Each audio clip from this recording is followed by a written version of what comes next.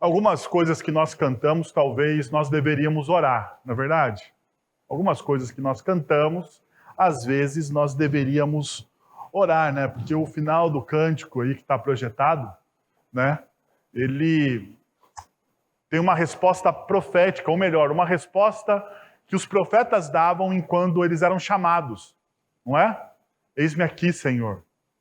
Né? Quando o profeta era chamado, ouvia a voz de Deus, ele respondia dessa forma, né? Eis-me aqui, Senhor.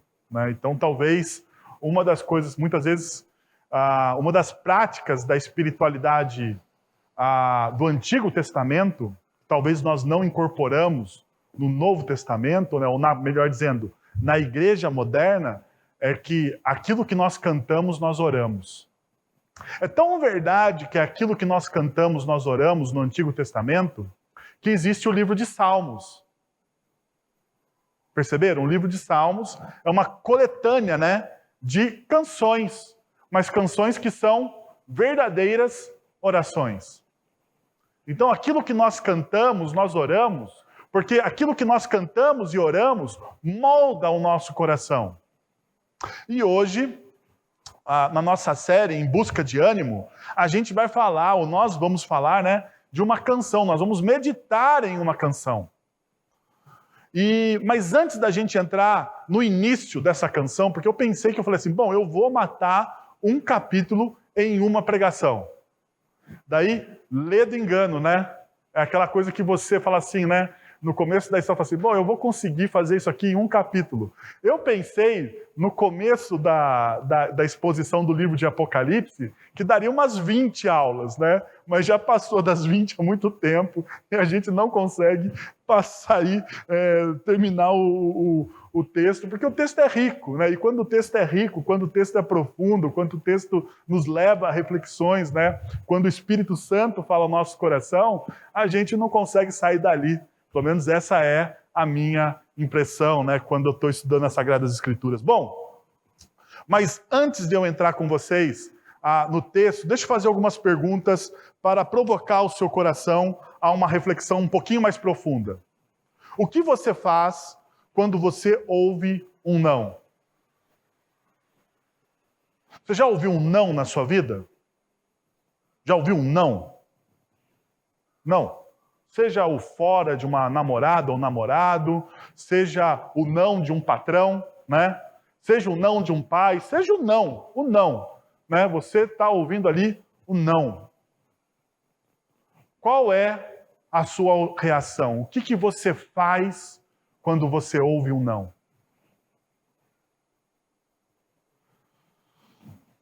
Se você fecha a cara, você faz bico, você faz... O que você faz? O que você faz quando você ouve um não? Você murcha, talvez, né? A sua empolgação. Já passou por isso? Você vai falar com alguém, né? Com alguém sobre algo, sobre um sonho, sobre algo que você quer fazer. Daí você fala aquilo que você quer fazer, você tece as ideias, a pessoa está te ouvindo e ela simplesmente fala assim, não vai dar certo. Sem dó e nem piedade. O que acontece com você? Qual que é a sua reação?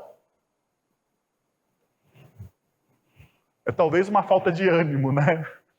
Para continuar a conversar com essa pessoa. Mas pode ser, né? Agora, perceba uma coisa. E quando este não que ouvimos vem de Deus?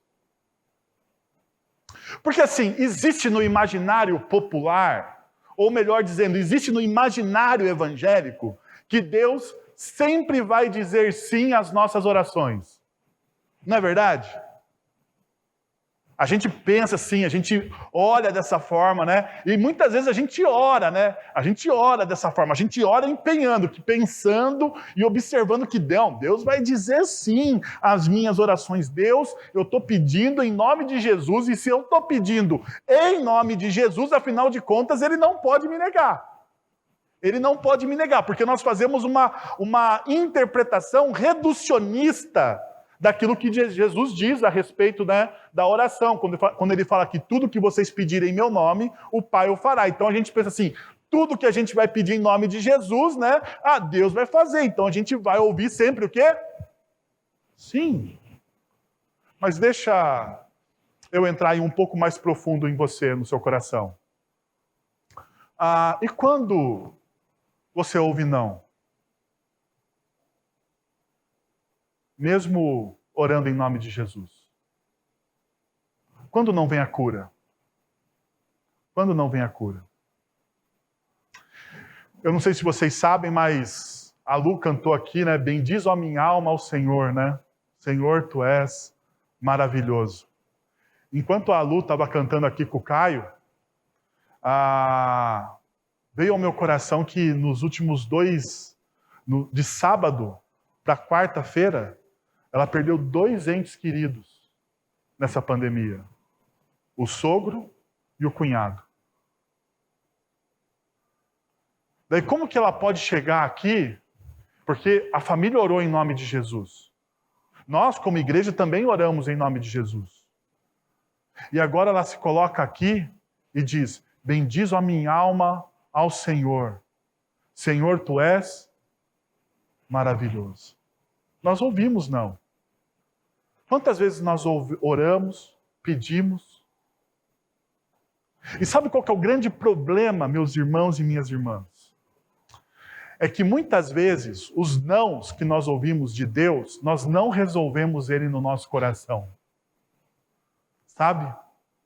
Fica aquela pequena mágoa.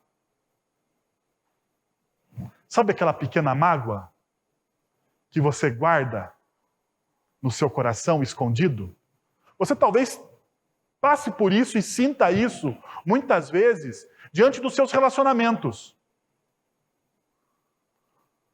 Quando alguém disse não a um sonho seu, quando alguém disse não vai dar certo, e você tentou e não deu certo, e daí aquela mágoa fica no seu coração. Essa pessoa, ela sabotou o meu sonho.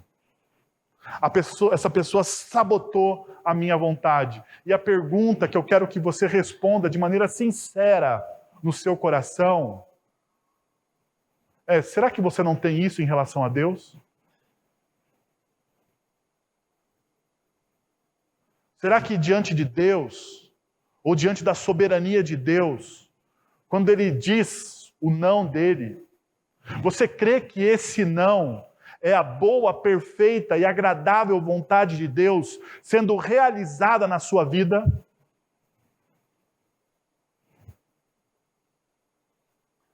Ou nasce aquilo que o apóstolo Paulo vai chamar de raiz de amargura? E essa raiz de amargura vai contaminar o quê? Todo o seu desenvolvimento espiritual, toda a sua fé.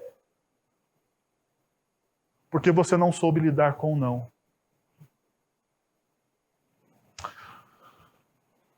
O que nos leva a uma terceira pergunta. E quando você descobre que a sua vontade não está alinhada com a vontade de Deus? Quando a sua vontade é diferente da vontade de Deus. Eu não sei se você percebeu, na nossa caminhada no livro de Abacuque, nós estamos lidando com essa tensão. Por exemplo, no começo do capítulo 1 do livro de Abacuque, ele começa orando a Deus por justiça. Para que o povo de Deus se torne um povo mais piedoso. Para que o povo de Deus retorne à palavra de Deus. E Abacuque está dizendo: Senhor, o Senhor não vai fazer absolutamente nada. Veja o que o seu povo está acontecendo no meio do seu povo. Veja o que o seu povo está fazendo. Qual que é a resposta de Deus para Abacuque?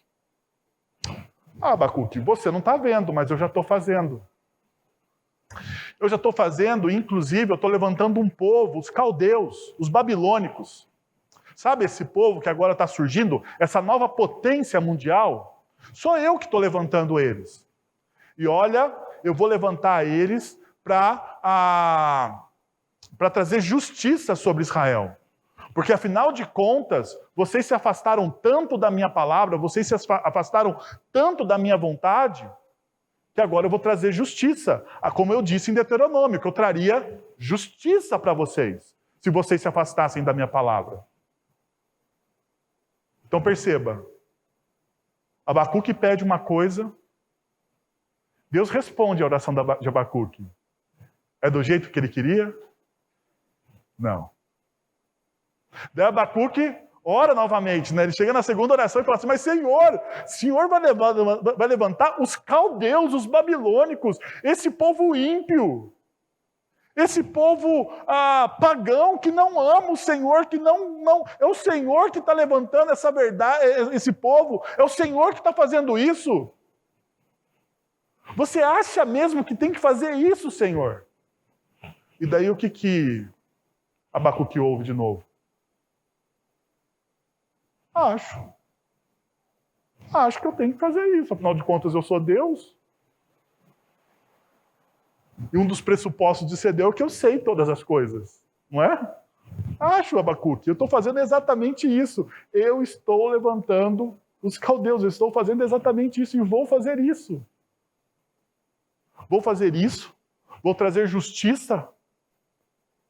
Vou fazer justiça em Judá com os caldeus e depois eu vou derrubar os caldeus. Fique tranquilo. Mas a questão é o seguinte: eu estou fazendo tudo isso. E mais uma vez, pergunta: Abacuque tem a sua resposta de oração do jeito que ele queria?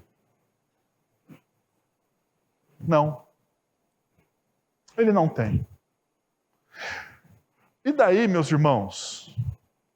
O que você faz diante disso? Quando você ora e não obtém a sua resposta, o que você faz?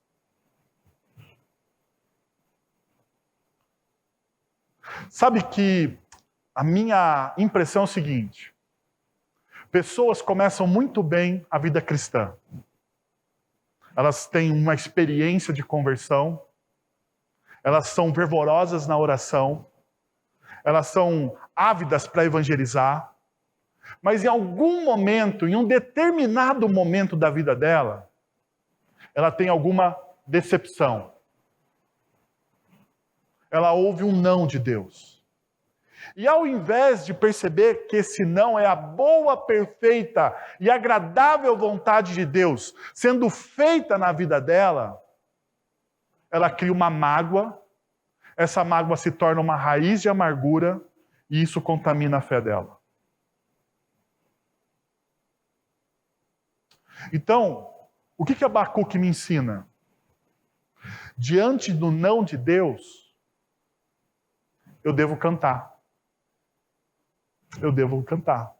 Eu devo adorar. Então perceba uma coisa, isso não vem só de Abacuque, isso acontece em Paulo também. Filipenses capítulo 4, versos de 13 a 12, diz o seguinte: aprendi o segredo de viver contente em toda e qualquer situação, seja bem alimentado, seja com fome, tendo muito ou passando necessidade, tudo posso naquele que me fortalece. Tudo posso naquele que me fortalece. Eu sei, é um texto que todos nós conhecemos, inclusive está nos para-choques do carro por aí, né? Tudo posso naquele que me fortalece. O grande problema é que nós usamos esse texto de maneira errada. Porque perceba o seguinte: tudo posso naquele que me fortalece, em quais situações? E o apóstolo Paulo está ligando as situações ao versículo de número 12. O versículo número 13 está ligado absolutamente, de maneira muito tênue, ao versículo de número 12. Olha só: aprendi o segredo de viver contente em qualquer situação, seja bem alimentado, seja com fome, tendo muito ou passando por quê? Por necessidade. Ouvindo sim ou não na minha vida, tendo bênção ou não, o que eu faço?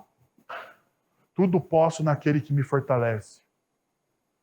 Tudo posso naquele que me fortalece, independente da situação, independente do que eu estou passando. Tudo posso naquele que me fortalece. É isso que o apóstolo Paulo está dizendo para a gente. Tanto é verdade que talvez isso aqui, o tudo posso naquele que me fortalece, seja tenha uma ligação com o Abacuque capítulo 2, verso 4. Mas o justo viverá pela sua fidelidade. Mas o justo viverá pela fé. Tudo posso naquele que me fortalece, mas o justo viverá pela fé. E sabe, a pessoa que canta, diante dos nãos, a pessoa que adora diante dos nãos, ela vive pela fé. Isso é viver pela fé. Viver pela fé não é quando tudo vai bem, quando todas as coisas estão encaixadas. Não é? Quando todas as coisas estão bem encaixadas, eu acho que daí é fácil a gente falar, eu vivo pela fé. Mas e quando a gente está num caos? Quando Deus diz, assim como disse para Abacuque, ao invés de eu trazer paz, eu vou trazer um pouquinho mais de caos. Ah, você acha que está um caos, Abacuque? Eu vou trazer um pouquinho mais de caos para poder depois arrumar as coisas. E ele tem que olhar para aquilo que vai acontecer e adorar o Senhor. Perceba, se você conhece um pouco da história bíblica, você vai perceber que os babilônios você vai saber, né, que os babilônios vão ao encontro, né, a batalha contra Judá, eles vencem, eles não só vencem, né, eles humilham Judá, né, o reino de Judá. Eles destroem as muralhas de Jerusalém. Eles destroem o templo. Eles levam todos os utensílios do templo e levam as pessoas deportadas para a Babilônia. É isso que acontece. E Deus disse exatamente isso para Abacuque. Isso irá acontecer. E diante disso, o que você faz? Abacuque escreve uma música, então. E essa música me leva à seguinte tese. A revelação de Deus transforma o questionador em adorador. Nos transporta da dimensão do medo para a segurança da fé. A revelação, a palavra de Deus, quando ela vem, mesmo que ela não seja aquilo que a gente gostaria de ouvir, como um questionador, eu me torno então um adorador. E ela me tira daquele momento de medo e angústia e me leva para a segurança da fé. Então eu gostaria de mostrar para vocês 3 princípios que eu acho que a gente encontra no versículo de número 2 do livro de Abacuque. A espiritualidade bíblica saudável tem o Senhor como protagonista. Veja o que diz, eu fatiei o versículo de número 2 em 3 partes. Então essa aqui é a primeira parte, o 2a. Senhor, ouvi falar da tua fama, tremo diante dos teus atos. Senhor, perceba uma coisa, existe uma moldura aqui no texto. Ok? Existe uma moldura no texto. Senhor e Senhor. Na NVI, essa moldura está bem delimitada. Se você usa a revista atualizada, ela não vai estar delimitada dessa forma. O tradutor da revista atualizada fez a opção de criar uma outra harmonia do texto.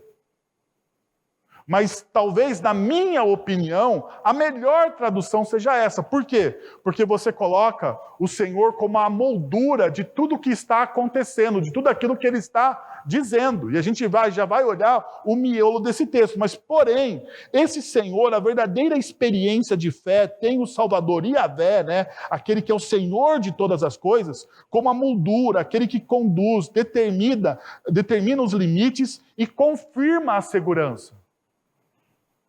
Então, o que o texto está dizendo aqui? O texto está mostrando para a gente que Deus está controlando todas as situações.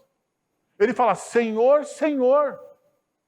E dentro, é lógico, dentro aí está o recheio, aquilo que nós, de fato, precisamos ouvir. Mas é assim que uma fé engajada, ela consegue experimentar a verdadeira espiritualidade bíblica. Então, Filipenses capítulo 4 diz, a paz de Deus, que excede todo entendimento, guardará o seu coração em Cristo Jesus. Perceba, é a mesma coisa.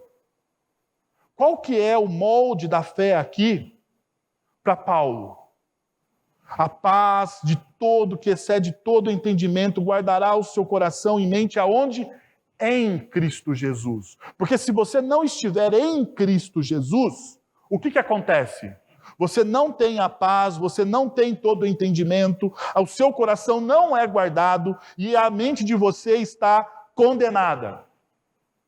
Então, quando Paulo ele escreve esse em Cristo Jesus, e você vai perceber que ele vai usar muitas vezes essa moldura do em Cristo Jesus. Por exemplo, Filipenses capítulo 4, 19. O meu Deus suprirá todas as necessidades de vocês de acordo com a sua gloriosa riqueza. Perceba, em Cristo Jesus. Romanos 6, 11. Da mesma forma, considerando-se mortos para os pecados, mas vivos para Deus, aonde? Em Cristo Jesus, Efésios capítulo 2, verso 10, porque somos criação de Deus, realizada em Cristo Jesus. Perceba, nós somos criação de Deus, realizada onde? Em Cristo Jesus, para fazermos boas obras, as quais Deus preparou antes para nós a praticarmos. Mas perceba, toda a moldura, tudo aquilo que é feito em quem?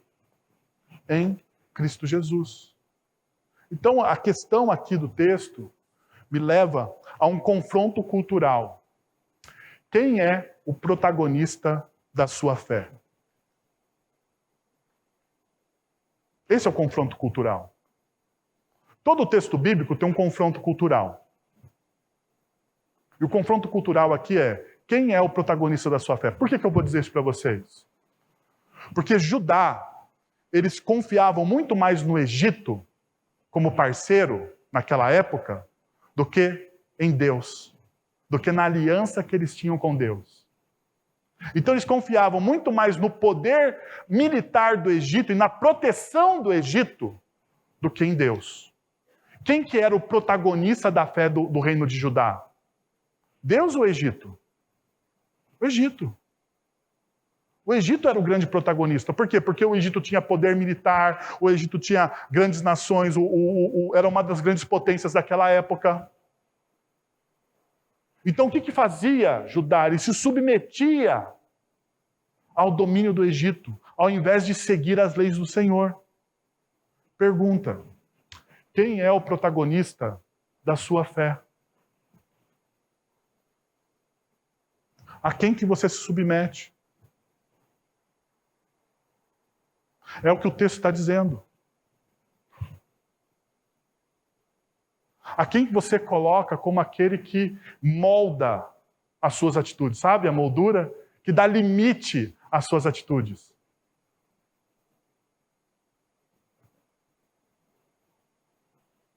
Que te coloca no devido lugar. Porque muitas vezes nós estamos submetidos, né? Ou nós nos submetemos à cultura vigente.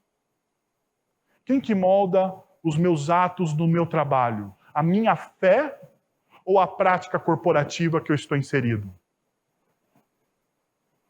Por exemplo, é bom falar dos outros, não da gente, né? É mais fácil, né? A gente achar os defeitos dos outros do que na gente. Então, vamos falar dos outros, né? Por exemplo, os nossos políticos. O que molda a cultura dos políticos de Brasília? Vamos falar da bancada evangélica. Que, na verdade, esse des está na moda, né? A bancada desevangélica, né? Vamos falar dessa bancada. O que molda os princípios da bancada evangélica brasileira? O modo operante de Brasília ou a cultura do evangelho? O que molda os nossos deputados? Aquilo que eles creem? Que eles dizem que creem? Ou a cultura de Brasília? Aí, já que nós falamos dos outros, agora vamos pensar em nós. Vamos pensar em nós. O que molda a sua forma de viver? Qual é a sua moldura? Onde você se encaixa? Quais são os seus limites? Quem te dá os seus limites? Quem te conduz? Porque se é o modo secular, se é a forma com que o seu patrão, a forma que aonde você está acostumado, até mesmo a sua cultura familiar, porque perceba uma coisa, cultura familiar não é santa. Não é? Não é porque a gente está muitas vezes inserido numa família cristã e ali existe uma cultura familiar, a gente acha que aquela cultura familiar é santa. Porque muitas vezes aquela cultura familiar pode estar contra o quê? Contra as sagradas Escrituras, contra a Bíblia. E isso não vai ajudar em nada. Então o texto ele mostra essa realidade para a gente. Uma segunda coisa que esse texto nos mostra também é o miolo, né? Ouvi falar da sua fama. Tremo diante dos teus atos. Então perceba uma coisa. Aqui a gente percebe que a verdadeira experiência de fé é sempre desenvolvida em duas dimensões: ouvir e ver. Ouvir e ver. Perceba, o texto está dizendo: eu ouvi da sua fama, Senhor. Eu ouvi aquilo que o Senhor faz na história. Os meus antepassados contaram. E é isso que Abacuque está falando. Olha, os meus antepassados contaram. Tanto que se você olhar a segunda perícope de 3 a 15, você vai perceber que todas as referências de Abacuque, capítulo 3, verso 3 a 15, está falando do resgate do povo de Israel do Egito. E os grandes feitos do Senhor no passado. E daí o texto está mostrando, olha, eu ouvi falar, mas eu também preciso o quê? Ver. Olhe, tremo diante dos teus atos, eu estou vendo. Eu estou vendo. E daí Tiago me lembrou de uma verdade. Tiago capítulo 1, verso 22. Sejam praticantes da palavra e não apenas ouvintes, enganando-se a si mesmos. Olha que interessante. Sejam praticantes da palavra e não meramente o quê? Ouvintes. E o texto continua, aquele que ouve a palavra e não a pratica, é semelhante a um homem que olha a sua face num espelho e depois de olhar para si mesmo, sai e logo se esquece da sua aparência. Mas o homem que observa atentamente a lei perfeita, que traz a liberdade e persevera na prática dessa lei, não esquecendo não esquecendo o que ouviu, mas praticando, será feliz naquilo que fizer.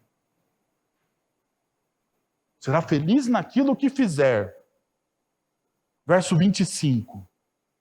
Será feliz naquilo que você fizer. Mas para você ser feliz naquilo que você está fazendo, você precisa ser um praticante.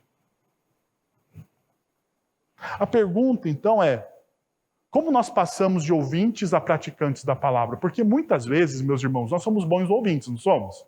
Nós gostamos de ouvir, né? Agora mais com essa cultura de internet, né? Que você pode ouvir aí sermões durante a semana, né? Se você não foi, se você ouviu no domingo algo que você não gostou, o que você faz? Segunda-feira você ouve alguém que você goste, né? Porque afinal de contas nós estamos na cultura do self-service, porque é a melhor coisa que tem. Mas o grande problema está aqui. A gente ouve, e a pergunta é: você pratica aquilo que você ouviu? Você pratica, você coloca aquilo em prática? Você transforma aquilo que você ouviu em algo palpável para a sua vida, para o seu dia a dia? Ou simplesmente você está ouvindo, enchendo e nunca está colocando isso em prática? Então perceba, Tiago ele vai contestar exatamente isso. Ele está falando: olha, vocês estão ouvindo, mas não estão praticando. E qual que era o problema? Qual que era o problema de Israel, ou melhor dizendo, qual era o problema de Judá no tempo de Abacuque? Era exatamente isso. Eles ouviam os profetas e até gostavam de ouvir os profetas. Eles iam ao templo, eles ouviam as homilias do pregador, eles ouviam as explicações a respeito da Torá, mas a pergunta é: eles praticavam isso? O que é mais importante? Ouvir ou praticar? São duas asas do mesmo avião. Então não tem mais importante do que o outro. É a mesma coisa. Só que muitas vezes nós privilegiamos o quê? O ouvir. E esquecemos do praticar. E agora, como nós praticamos aquilo que nós ouvimos? Imagina o seguinte: quando Moisés, em Gênesis, em Êxodo, vai libertar o povo de Israel, ele ouve o chamado dele. Ele vai libertar o povo de Israel. Ele não fica parado, ele vai fazendo as coisas, mesmo sem ter certeza das coisas. Em que momento que Deus disse para Moisés que ele abriu o Mar Vermelho? Não, leia o texto. Em que momento Deus disse para Moisés que ele abriu o Mar Vermelho?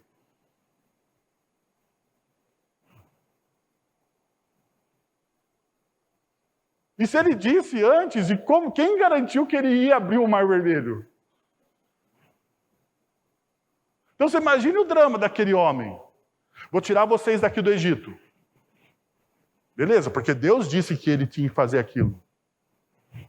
Então ele faz. Ele vai, cumpre tudo, as pragas acontecem, Faraó manda eles embora, só que no meio do caminho o Faraó se arrepende, né?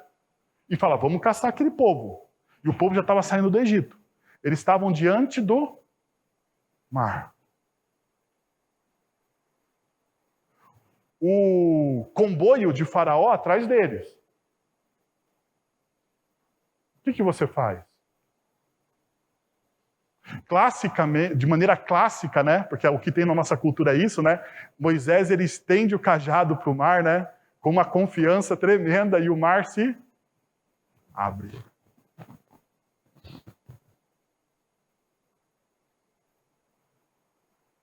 Pergunta, Moisés, ele ouviu a palavra e ele praticou. Você vai libertar o povo do Egito. A palavra dele não ficou só naquilo que ele ouviu. Percebem? Ele vai e faz exatamente aquilo que Deus pediu para ele fazer. A mesma coisa acontece com Josué em Jericó, em Josué capítulo 6. Como é que você derruba uma muralha?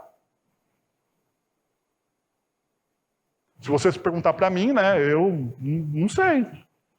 E como é que você derruba uma muralha com uma tribo que ficou 40 anos no deserto?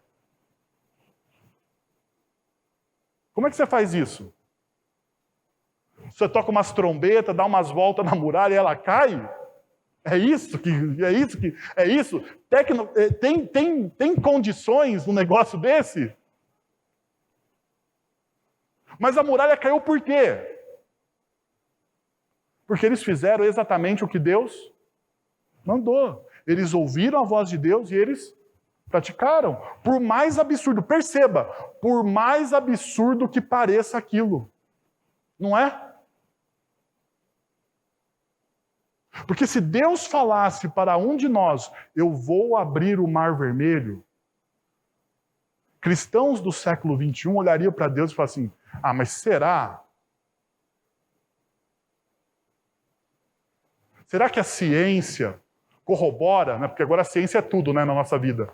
Será que a ciência corrobora com isso? Fizeram algum teste randomizado, duplo cego, para ver se vai abrir o Mar Vermelho? Porque essa é a ideia. E o simplesmente ato de você fazer a coisa que Deus pediu para você fazer, não tem eco no coração. Então perceba, Deus não está pedindo para a gente abrir o Mar Vermelho e nem rodear as muralhas de Jericó, neste momento da história. Mas Deus, em Cristo Jesus, através do seu Evangelho, está pedindo o que para nós? Amar o nosso próximo como a nós mesmos. Mas nós achamos isso um absurdo. Não é verdade? A gente acha isso um absurdo. Como é que Deus pode pedir para eu amar meu próximo como a mim mesmo? Aonde vai dar isso? Eu não sei aonde vai dar.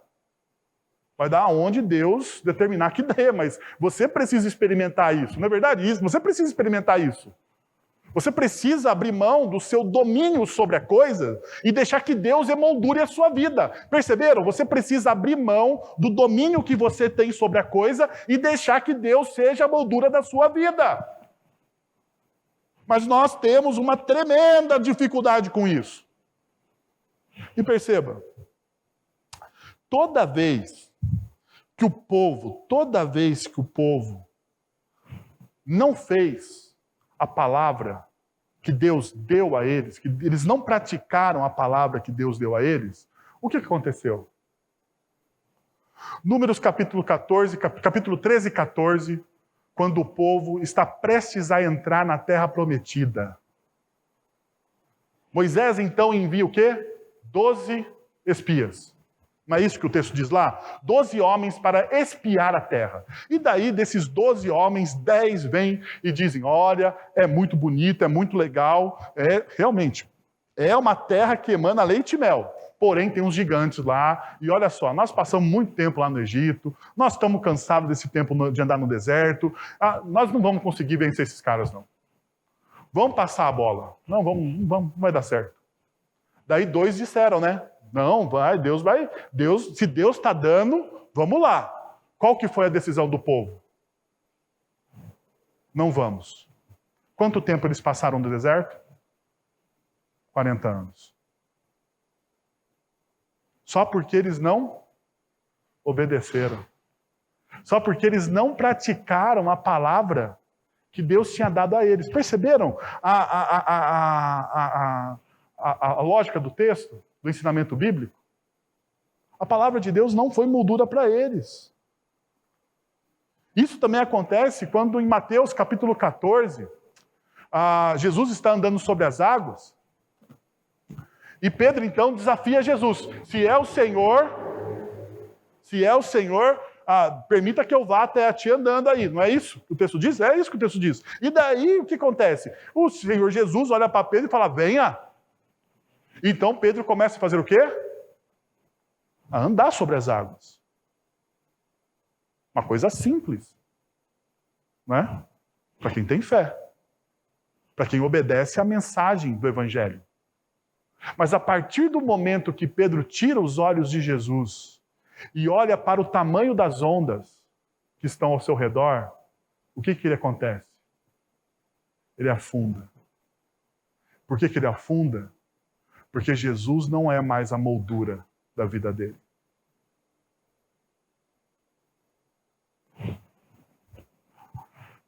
Qual que é a moldura? Quem é o protagonista da sua história? É o que o texto está dizendo para a gente. Uma outra realidade, um outro princípio, é a espiritualidade bíblica saudável reconhece seus erros e anseia por renovação. Veja o que o texto diz no 3.2b, que agora aqui é a parte B do texto. Diz o seguinte, realiza de novo em nossa época as mesmas obras, faze-as conhecidas em nosso tempo. E aqui, a tradução da Revista Atualizada, né, é mais bonita. Aviva a tua obra, traz de novo a vida. Então o profeta, ele reconhece o erro da sua geração. Só pedimos por algo que nós não temos. E é isso que está acontecendo. O profeta está olhando para a situação da geração dele, falando assim, Senhor, por favor, devolve aquilo que nós perdemos. Aviva a tua obra, porque afinal de contas nós estamos mortos. Precisa ser feito algo precisa ser feito, algo precisa mudar. Faça algo novamente, Senhor. Assim como o Senhor, perceba, Ele coloca uma questão de tempo. Em nossa época, nesse nosso tempo e nessa época, porque agora não existe mais a mesma fé que existia no passado. Nós perdemos algo, nós não temos, e nós só pedimos algo que nós não temos. Mas ele só reconhece que não tem quando ele faz uma pergunta. Onde erramos? O clamor dele nasce dessa pergunta. Onde nós erramos? Aonde eu errei?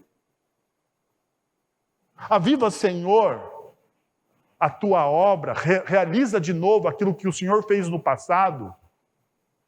É um verbo que até está no imperativo, ele está pedindo para Deus um auxílio. Um auxílio do quê? De reconhecimento aonde nós erramos como geração. Uma das coisas mais difíceis é uma pessoa reconhecer o seu erro. Não é verdade? Uma das coisas mais difíceis é uma pessoa reconhecer que errou. Pode ver no relacionamento entre marido e mulher. Qual que é a pior coisa que existe no relacionamento entre marido e mulher? A melhor coisa que existe é você sempre estar certo. Essa é a melhor coisa que existe. E como minha esposa não está aqui hoje, geralmente sou eu que estou certo. Estou brincando. Qual que é a pior coisa que existe dentro do relacionamento? Você reconhecer um erro. Você avaliar que você errou. Que você se equivocou. Perceba, muitas vezes nós damos desculpas a isso. Damos desculpas.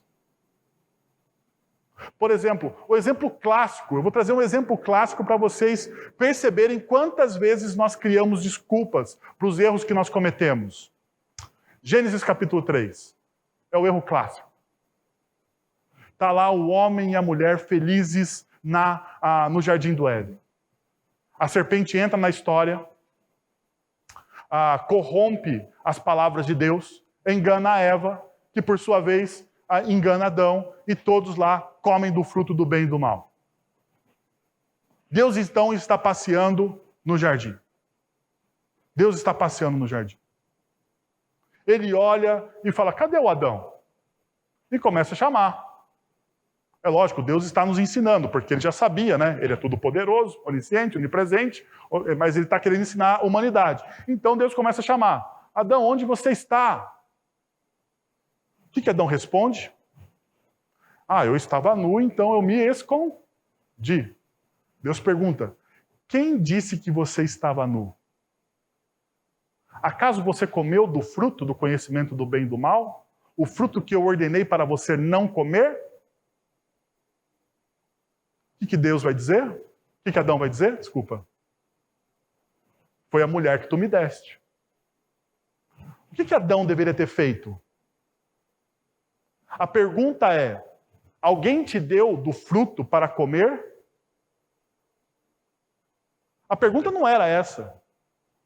A pergunta de Deus para Adão era, você comeu do fruto? Foi a mulher que tu me deste, eu comi porque ela me deu. Ele fez o quê? Terceirizou a culpa. Perceba a dificuldade que acontece na história da humanidade. Daí Deus chega para a mulher e fala, foi você que fez isso? O que foi que a mulher diz? Foi a serpente. Mais uma vez, terceirizou a culpa. Qual que é a coisa mais difícil do ser humano fazer? Reconhecer o seu erro. Reconhecer a sua falha. Abrir o seu coração para essa realidade. A pergunta é, aonde nós erramos? E essa pergunta precisa ser profunda, meus irmãos. Aonde você errou que os seus filhos não participam de uma comunidade cristã? Você precisa perguntar isso. Eu sei que essa pergunta dói. Eu sei que essa pergunta dói. Dói no coração do pai. Eu não estou dizendo que não dói. Mas o grande problema é que nós não lidamos com as respostas, com as perguntas, da forma que nós deveríamos lidar com elas. Nós achamos que está tudo bem. E se você deseja ver algo acontecer na sua vida, você precisa fazer perguntas difíceis. E uma das perguntas mais difíceis que o texto bíblico nos ensina é aonde você errou, aonde nós erramos. E ela precisa acontecer em toda a sua espiritualidade. Agora perceba, ele também diz o seguinte, em nossa época, e as mesmas obras, no meio do texto. E no meio do texto diz o seguinte, para termos esperança, precisamos perceber como Deus agiu no passado. Para termos esperanças, precisamos perceber como Deus agiu no passado. E a gente vai lembrar do quê? De Lamentações, capítulo 3, verso 21. Todavia, lembro-me também do que pode me dar esperança. Abacuque, então, ele fala o seguinte, olha, eu preciso reavaliar a minha vida, mas eu preciso lembrar do que Deus já fez por mim. Porque aqui são dois movimentos muito difíceis. Primeiro, para você não entrar em depressão, para você não entrar numa espiral do desespero. Você precisa primeiro lidar com a verdade de quem você é e da onde você errou. Então você precisa fazer essa pergunta: aonde eu errei? Quais são as minhas falhas? E eu preciso lidar de verdade com cada erro. Mas uma segunda questão que o texto bíblico me ensina é que eu preciso olhar com esperança, porque Deus já trabalhou ao meu favor. Deus já fez algo em favor do povo. E Abacuque faz isso. Ele desloca do momento que ele está de caos para um momento que Deus atuou de maneira miraculosa, de maneira poderosa. E ele lembra, então, o amor, a graça, a misericórdia que Deus tem pela vida dele. Que até, se ele chegou até aqui, até este momento, foi porque Deus permitiu.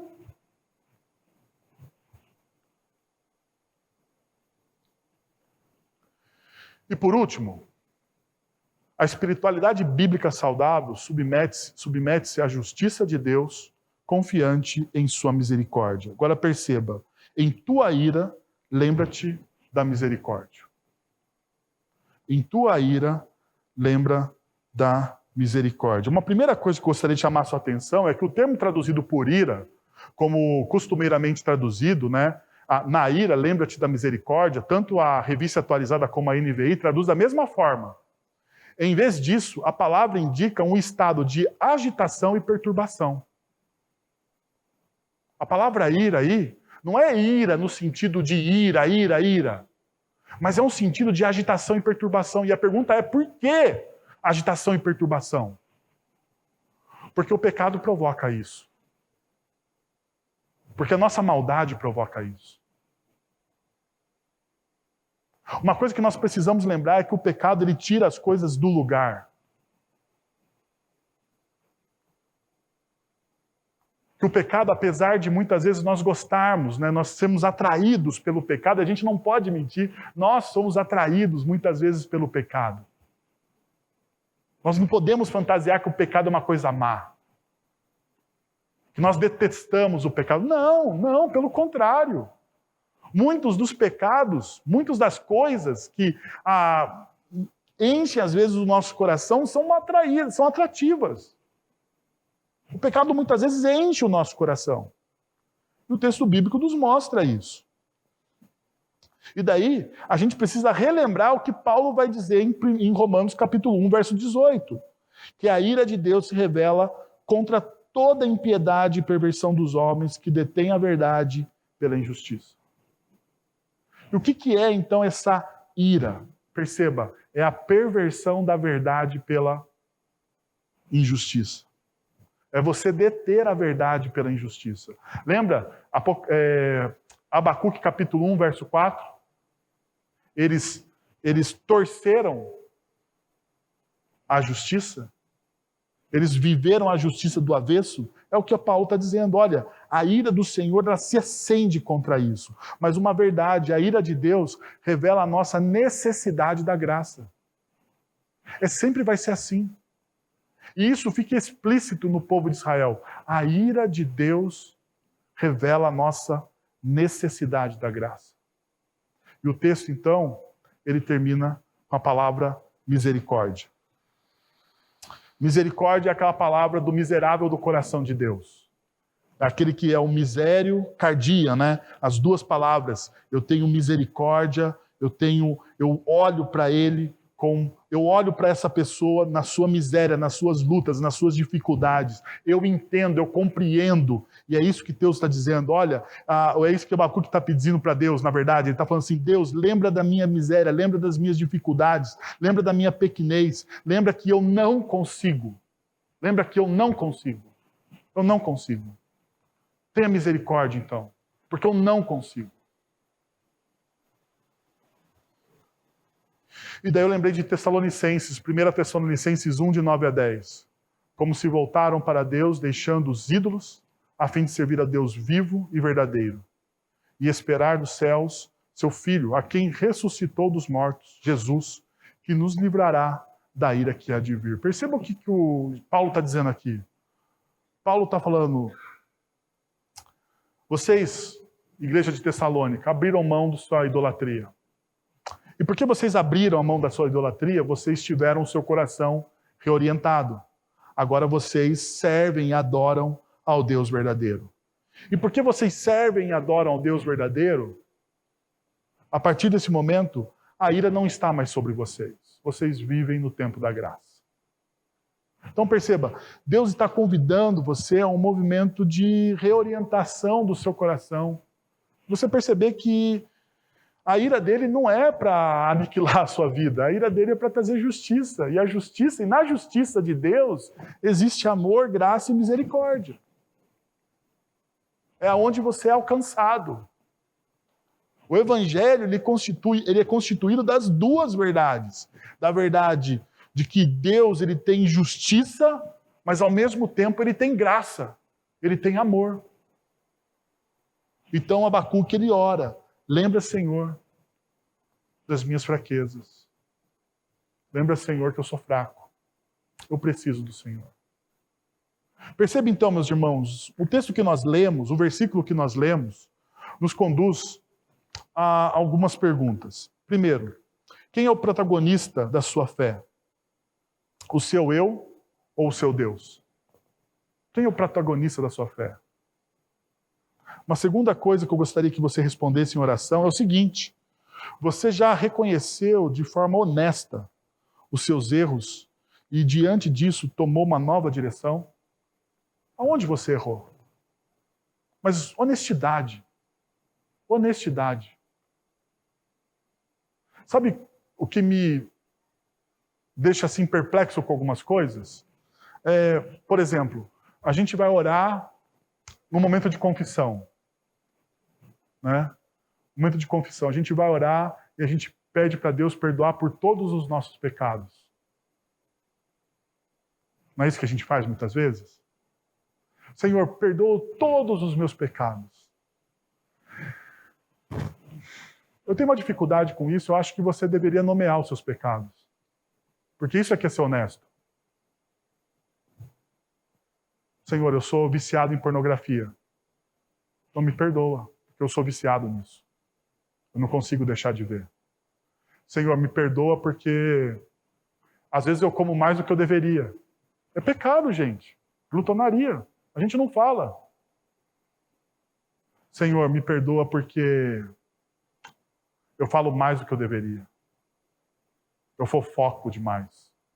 Eu não posso ouvir, eu não posso ver uma pessoa que eu falo de outra para essa pessoa. Já viu aquela pessoa que não pode ver, né, uma pessoa sempre tem alguma coisa para contar? Fofoca. Tem coisa que a gente não fala, né? Tem coisa que a gente não pede perdão. A gente não tem conversa séria com Deus. Senhor, perdoa porque eu uso o teu nome em vão. Já perceberam que a gente usa o nome de Deus em vão? Direto? Direto. Sabe por que a gente usa o nome de Deus em vão direto?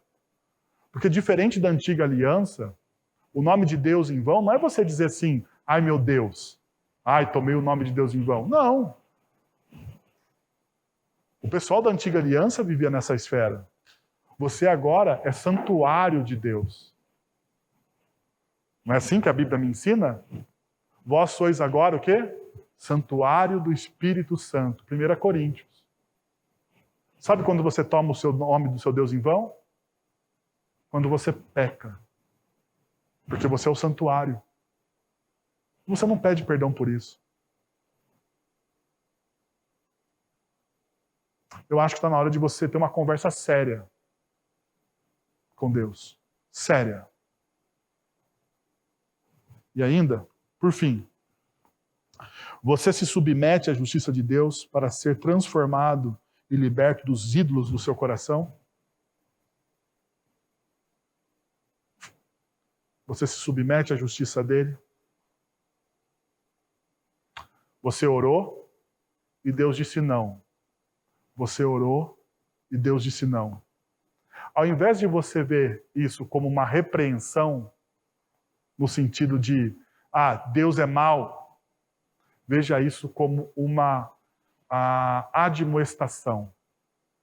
Deus dizendo, eu te amo, meu filho, e você precisa voltar para mim. Que tal você olhar dessa forma? Quero convidar você a orar então, meus irmãos e as minhas irmãs. Quero pedir para você fechar seus olhos, abaixar sua cabeça, pensar em alguma coisa de tudo isso que a gente disse, você pensar algo e buscar a presença do Senhor.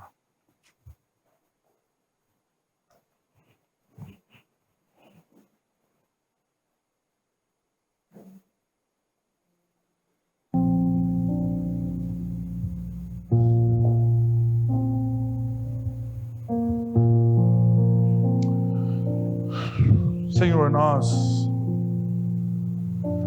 nos aproximamos do Teu trono de graça e misericórdia. E entendemos, ó Pai, que muitas vezes a nossa religião, a nossa espiritualidade está focada no nosso eu. E o Senhor não é o protagonista de todas as coisas.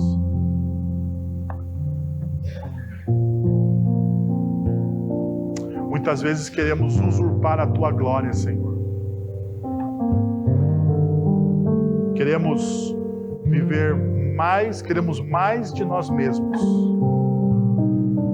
Sermos exaltados acima do Senhor, reconhecidos, amados. Quando na verdade, Senhor, a nossa vida deveria ser uma vida de demonstração da Tua graça e da Tua misericórdia. Nós deveríamos apontar, ó Deus, a Tua graça e a Tua misericórdia. Nós deveríamos apontar a Tua glória.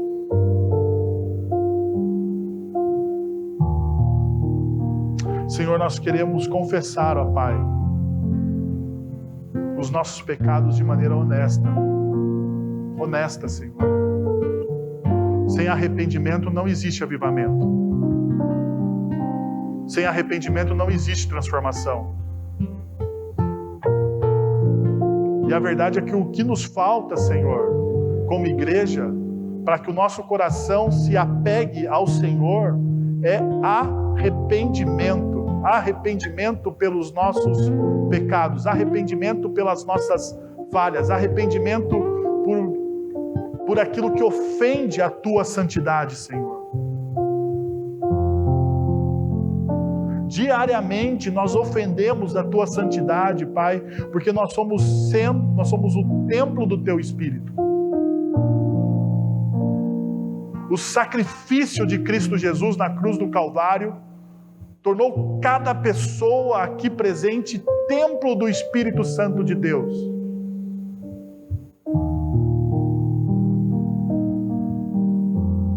E nós queremos então confessar ao Senhor que nós precisamos da Tua graça e da Tua misericórdia, Senhor. Nós precisamos nos curvar diante da Tua justiça e diante daquilo que o Senhor está fazendo na nossa história. Cada não do Senhor é um passo na Sua direção.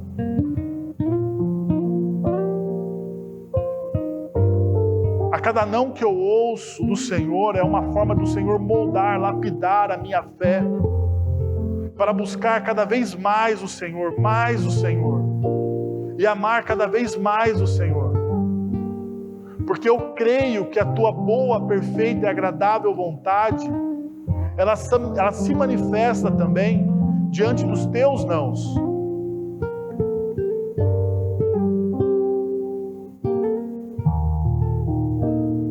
Senhor, então derrama da Tua graça. Faça-nos, ó Deus, experimentar da Tua misericórdia. Nós somos os miseráveis do coração de Deus. Nós não temos forças, ó Pai. Nós falhamos, nós erramos. Nós reconhecemos as nossas fragilidades e as nossas vulnerabilidades diante desse Deus que é santo. Recebe a nossa oração, Senhor. Em nome de Jesus. Amém.